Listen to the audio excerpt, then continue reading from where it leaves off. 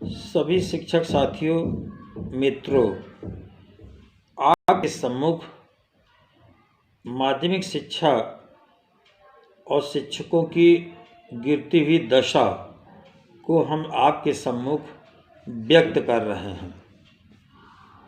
इस वीडियो का मकसद लाइक और सब्सक्राइब करने का नहीं है। इस वीडियो का केवल यह उद्देश्य है कि सबके सम्मुख हमारी बात पहुंच जाए। चयन बोर्ड की धारा 12, 18, 21 ये तीनों अब समाप्त हो गई हैं। ये गुजरे ज़माने की बात हो गई है। अब 18 के समाप्त हो जाने से आपकी पदोन्नति में कोई वेतन नहीं मिलेगा। पहले शिक्षक जब प्रधानाचार्य के पद पर तदर्थ पदोन्नति पा जाते थे, उसी दिन से उन्हें पूरा वेतन मिलता था। अगर बीच में साल, 2 साल, 3 साल के बाद सेवानिवृत्त हो जाते थे, तो सेवानिवृत्ति के समय उन्हें प्रधानाचार्य ग्रेड वेतन का पेंशन भी प्राप्त होता था। लेकिन अब वो सब बातें दूर हो गईं। धारा 21 के संबंध में आप सब लोग जानते हो, चिंतित भी हो। धारा 21 सेवा सुरक्षा की धारा थी, जिसमें ये साफ था कि बिना चयन बोर्ड के चेयरमैन के बिना अनुमति के एक भी पैसा प्रबंध तंत्र काट नहीं सकता। लेकिन अब वो भी समाप्त हो गई। अब आज स्थिति ये है कि तमाम शिक्षकों के चयन वेतनमान नहीं हो रहे। इसके साथ साथ आपने अभी प्रयागराज का एक पंडित जवाहरलाल नेहरू इंटर कॉलेज का मामला भी आपके संज्ञान में आया है और व्हाट्सएप में बहुत दिनों तक घूमता रहा कि 27 वर्ष की सेवा करने के बाद शिक्षक से बने प्रधानाचार्य, उनका वेतन समाप्त हो गया। आज वो घर बैठ गए। 27 वर्षों के बाद ये पता चला कि उनकी नियुक्ति अनियमित थी। प्रबंधक ने ऑडिट आपत्ति करवाई और ऑडिट आपत्ति आते ही उन्होंने वो एमकॉम थे और एमकॉम बाद में ये कहा कि यहाँ तो कॉमर्स का विषय ही नहीं था, इनकी नियुक्ति अवैध थी। 27 वर्ष नौकरी करने के बाद में अब उनको बेघर कर दिया गया, विद्यालय से बाहर कर दिया गया। अब वो बेचारे बाहर हो गए। चाह करके भी अध्यापक आज उनकी कोई मदद नहीं कर पा रहा और अब वो हाई कोर्ट जाएंगे। हाई कोर्ट में कितने वर्ष चलेगा।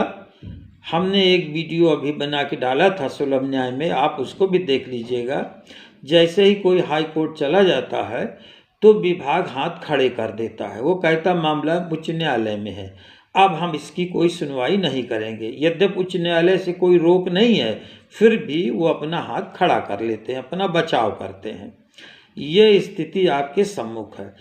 तमाम विद्यालयों में ये स्थिति भी है कि जो नवनियुक्त शिक्षिकाएं हैं, उनके मार्कशीट और सनदें वो सब प्रबंधक अपने पास रख लेते हैं और 3-3, 4-4 साल बाद भी उनको नहीं देते। वो एक दबाव का कारण बन जाता है। तमाम शिक्षिकाओं ने इस तरह की आपत्तियां हम लोगों के पास तक भेजी। आपसे हम विद्यालय नहीं बताएंगे, उनके नाम नहीं बताएंगे, क्योंकि हम चाह करके भी उनकी कोई मदद अभी नहीं कर सकते। इसलिए अभी हम मौन हैं। यह स्थिति आज आपके सम्मुख है। अब यहाँ ये भी हो गया है कि अब कोई नियमतः जो सीनियर लेक्चरर था वही प्रिंसिपल के पद पर आवे, ये जरूरी नहीं है। अब प्रबंधक जिसको चाहते हैं वो उसको प्रिंसिपल का चार्ज दे देते हैं और जो सीनियर मोस्ट लेक्चरर है वो यही सारी बातें सोच करके वो दब जाता है कि कहीं हमें सस्पेंड कर देंगे तो हम कहाँ तक कौन लड़ाई लड़ेंगे, इसलिए वो मौन हो जाता है। आज की परिस्थितियाँ इतनी विकृत हो गई हैं कि जिन्हें न देखते बनता है और न सुनते बनता है।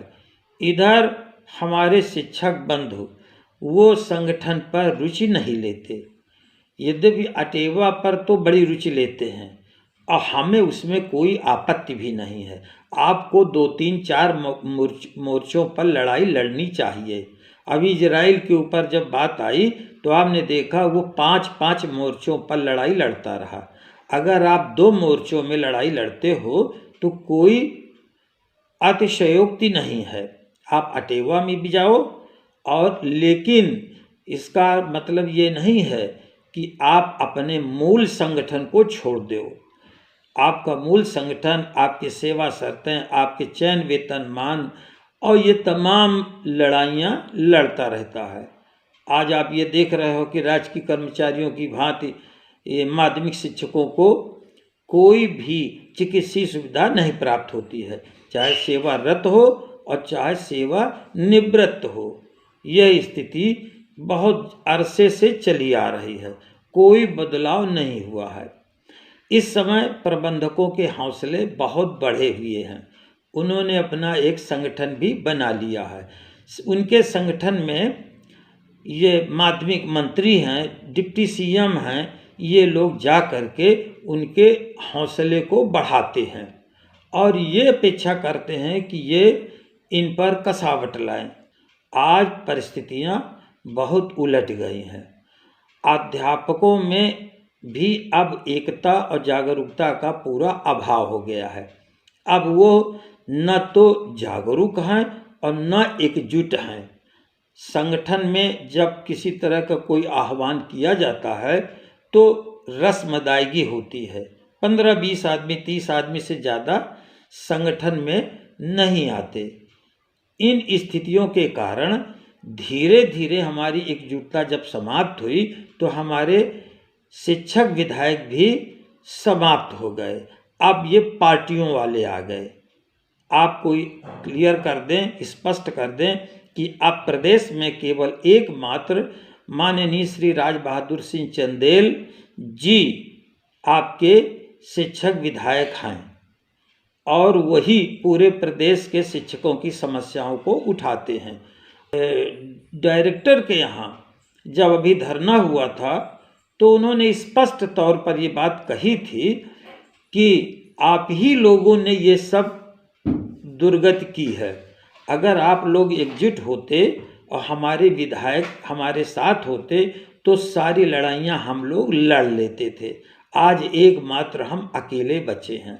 उन्होंने अपना दुख दर्द सारे शिक्षकों के बीच में बयां किया था। आज प्रबंधकों के हौसले इतने अधिक बढ़ गए हैं कि वो अपने संगठन की बैठकों में कह देते हैं सरकार से कि आप अपनी ग्रांट वापस ले लो, हमें आपकी ग्रांट की ज़रूरत नहीं है, हम CBSE के अब ये जो है विद्यालय चलाएंगे, बिल्डिंग हमारी है। अब वो इस तरह से धौंस देते हैं। उधर एक याचिका सुप्रीम कोर्ट से भी पारित की जा चुकी है कि एड देना या न देना सरकार का अपना विषय है। वो चाहे तो एड दे और चाहे तो एड वापस कर ले। अब वहाँ वो विद्यालयों में बहुत ही इंटरफियर कर रहे हैं। वो बराबर बैठते हैं या वो नहीं बैठते तो उनके प्रतिनिधि बैठते हैं। अभी अभी ताज़ा 16 नवंबर को एक पत्र जारी हुआ संयुक्त शिक्षा निदेशक चतुर्थ मंडल प्रयागराज से कि नहीं, उन्होंने डियास फतेहपुर को चिट्ठी लिखी कि वहाँ पर विद्यालय में प्रबंधक और तथा प्रबंधक के प्रतिनिधि अब नहीं बैठ पाएंगे। और इसके बाद में ये 56-36 पर पत्र जारी हुआ पत्रांक, और इसके बाद पत्रांक 56-56 को सेम डेट में अर्थात 16 नवंबर को ही दूसरा आदेश जारी हो गया कि आदर्श प्रशासन योजना अब रद्द हो गई है, इसलिए पहले पत्र को अब निरस्त किया जाता है। अब आपके सम्मुख ऐसी विषम स्थितियां हैं। इधर इस संगठन ने माननीय राज बहादुर सिंह चंदेल और माननीय चेतनारायण सिंह जी ने, जो प्रदेश के अध्यक्ष हैं, उन्होंने तय किया कि हम 2 दिसंबर से जेल भरो आंदोलन करेंगे और विधानसभा का घेराव करेंगे। अलग अलग मंडलों के दिन तय हो गए हैं, 3 दिन चलेगा, 2, 3, 4 दिसंबर को। 3 दिसंबर को प्रयागराज मंडल का वहाँ पर धरना है और जेल भरो आंदोलन है। अब ऐसे संकट के समय में हम आप सबका आह्वान करते हैं कि अधिक से अधिक संख्या में अपनी शक्ति दीजिए और इनके मंसूबों को फेल कीजिए। अगर आप संगठित होते हैं तो निश्चित रूप से आप सफल होंगे, और अगर आप बट जाएंगे तो फिर आप की स्थिति अत्यंत कमज़ोर हो जाएगी। तो अंत में हम ये एक शेर के माध्यम से अपनी बात व्यक्त कर रहे हैं कि टूटे हुए लश्कर का भरम देख रहे हैं, जिल्ले इलाही का करम देख रहे हैं। ताकत का नशा अक्ल पर भारी है तुम्हारी, तुम देख न पाओगे जो हम देख रहे हैं। अर्थात लश्कर माने समूह, शिक्षकों को समूह इस समय बड़ी कठिनाई में है, बड़ी दिक्कतों में है, बाधा में है, हम उसको देख रहे हैं। आप भले न देख पा रहे हो, जिले इलाही माने सरकार के नुमाइंदों के हम काम देख रहे हैं। और ताकत का नशा अक्ल पर भारी है तुम्हारी, तुम्हारे पास अर्थात सरकार के पास बड़ी ताकत है, इसलिए उनको सब कुछ नहीं दिखाई दे रहा। आज वो 27 साल की नौकरी करने के बाद वो घर बैठ गया अध्यापक, जहाँ वो 1.5 लाख रुपए वेतन उठा रहा था। तो ऐसी स्थिति आपको नहीं दिखाई दे रही कि अध्यापकों को कितनी कठिनाई हो रही है, और फिर भी आप मौन हो, उसमें कोई हस्तक्षेप नहीं कर रहे हो, तो ये स्थिति हम देख रहे हैं। तो अभी आपने देखा कि इटावा के डियाउस ने जब 18, 19, 20 को वहाँ धरना प्रदर्शन जिला स्तर का चल रहा था, तो उसने जूते मारने की बात शिक्षकों के बीच कह दी थी। माननीय राज बहादुर सिंह चंदेल सदस्य विधान परिषद ने वहाँ विधान परिषद में प्रश्न भी उठाया, लेकिन उसका कोई भी हल नहीं निकला। अर्थात सरकार इनको बढ़ावा दे रही है, सरकार चाहती है कि इनके हौसलों को पस्त कर दो। तो अब आपके सम्मुख आपकी एकता, आपका साहस, आपका आत्मबल ही आपको राहत दिलाएगा। अब हम आपसे पुनः अपील करते हैं कि आगामी जो ये संगठन ने तय किया है, अपनी पूरी शक्ति, पूरी ऊर्जा के साथ विधानसभा के सम्मुख अपनी भरपूर संख्या को दिखा दीजिए, अपनी शक्ति को दिखाइए, तब जाकर के आपको राहत मिलने वाली है। संगठन की शक्ति को आपने प्रयागराज में RO की परीक्षा में देख लिया। परीक्षार्थियों ने जैसा चाहा वैसे नियम बनवा लिए और शासन को अपनी शक्ति के बल पर झुका दिया। आपने बेसिक शिक्षकों के संगठन की शक्ति को भी देखा है। ऑनलाइन हाजिरी को उन्होंने निरस्त करा दिया और शासन को बैक फुट पर जाना पड़ा। आपने लेखपाल संगठन की शक्ति को भी देखा है। उनके ऊपर एस्मा भी लग गया था, लेकिन वह विचलित नहीं हुए और अपने संगठन की ताकत से सारी मांगे मनवा ली। इसके साथ साथ एक बात और यह भी है, बहुत शिक्षक सोचते हैं हमारा विद्यालय बहुत सेफ है, बहुत अच्छा है। ऐसा आप मत सोचिए, क्योंकि जब परिस्थितियां बदलती हैं तो खरबूजा को देखकर खरबूजा रंग बदलने लगता है। अभी धीरे धीरे शुरुआत हुई है, हो सकता है वही उत्पीड़न आपके विद्यालय में भी पहुंच जाए, इसलिए जागरूक बने। बहुत धन्यवाद। जय हिंद, जय भारत।